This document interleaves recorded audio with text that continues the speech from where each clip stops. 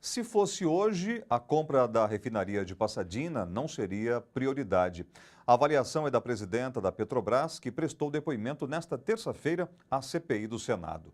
Graça Foster disse que hoje, com a decisão de fazer refino no Brasil, com a descoberta do pré-sal e com o mercado interno crescente, a compra não se justificaria, mas destacou que a responsabilidade da aquisição da refinaria de Passadina é da diretoria da Petrobras, que fez a apresentação ao Conselho de Administração, que na época era presidido por Dilma Rousseff. Todos nos manifestamos 100% favoráveis à aquisição. É uma responsabilidade do colegiado, afirmou Graça Foster.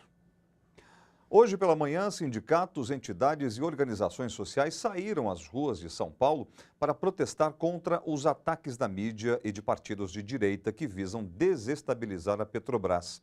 O objetivo do ato também é cobrar uma gestão 100% estatal e pública da empresa, com o controle social e participação dos trabalhadores.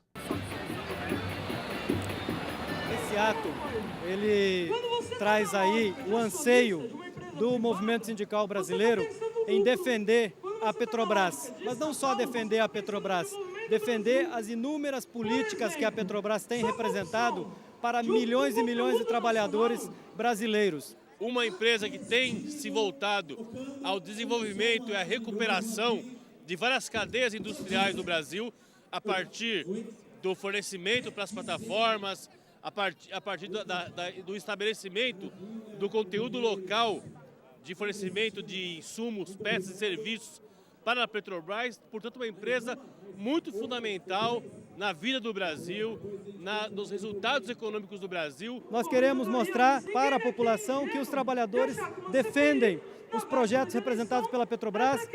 Só para citar um deles, a indústria naval passou de 2.000 trabalhadores para mais de 70.000 trabalhadores brasileiros. Isso por causa de uma política de compra interna da Petrobras de navios e plataformas.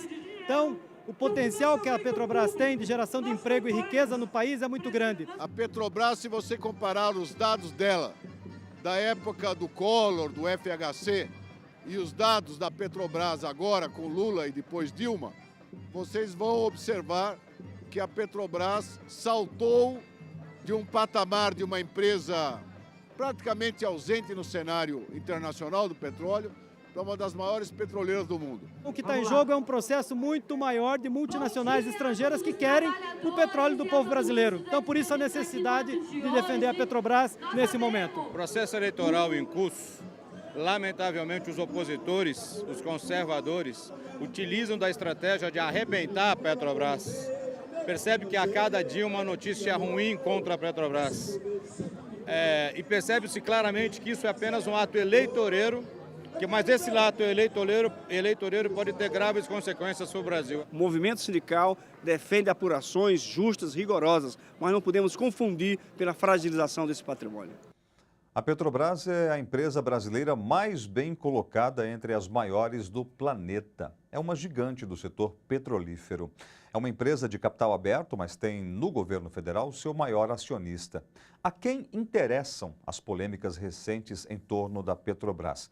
Para complementar a reportagem que acabamos de assistir e tirar dúvidas sobre essa questão, eu vou conversar aqui agora no estúdio do seu jornal com o João Antônio de Moraes, que é coordenador-geral da FUP, a Federação Única dos Petroleiros.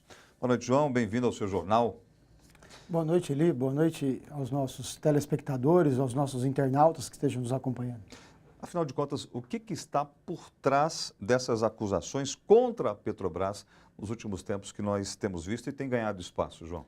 Para nós está claro que esses ataques, eles se baseiam em dois pilares. O primeiro deles, setores conservadores da sociedade brasileira, tendo à frente os grandes veículos de comunicação, que não se conformam com as mudanças que foram introduzidas no nosso país a partir da eleição de um operário em 2012, que mudou os rumos do setor petróleo no Brasil. A Petrobras, a maior empresa do setor, a quarta empresa de energia do mundo, tinha suas encomendas todas voltadas para fora do país, né? Até por força de uma legislação muito complicada que tínhamos até então. O presidente Lula propôs uma mudança nessa lei a partir do pré-sal. Isso é, para as imensas áreas do pré-sal, que é a maior reserva petrolífera descoberta no mundo nos últimos 30 anos, o presidente Lula propôs uma legislação mais nacionalista, que defendesse mais o interesse nacional, que prevesse um controle da sociedade. E setores importantes, influentes da sociedade, não ficaram satisfeitos com aquele processo. Então, seria uma questão de disputa política e econômica?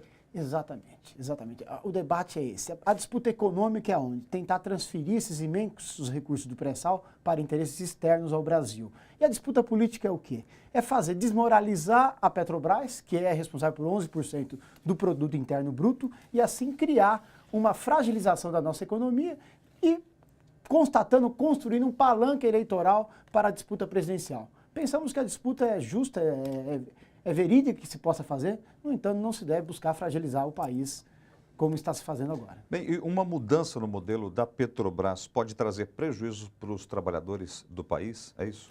Para os trabalhadores e para a sociedade. Vamos citar o exemplo dos navios, conforme a reportagem já mostrou até Eli e telespectadores.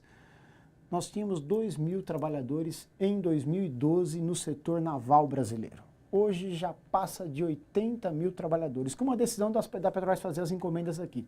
Eu citava anteriormente, 11% do PIB.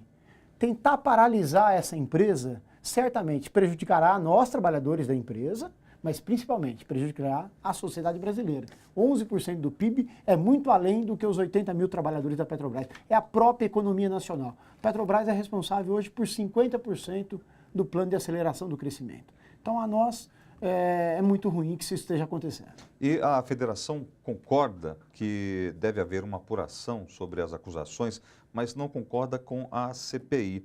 Por quê? Qual que é a melhor forma de investigação nesse caso? A nossa história recente mostra que CPI apura muito pouco. Na verdade, CPI tende a se tornar apenas um palanque eleitoral.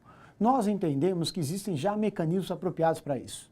Tem para isso a Justiça, a Polícia Federal, a Procuradoria-Geral da República, a Controladoria-Geral da República, o Tribunal de Contas da União. Esses órgãos são órgãos muito mais apropriados, e já o fazem, para investigar qualquer problema. A CPI, para nós, visa só o palco eleitoral e que pode criar muitos problemas da sociedade, na medida em que corre-se o risco de paralisar a Petrobras. Essa empresa tão importante para a nossa economia e para o nosso desenvolvimento. Então, para nós está claro, a proposta de uma CPI sobre a Petrobras não vai de encontro aos interesses da sociedade brasileira, muito pelo contrário.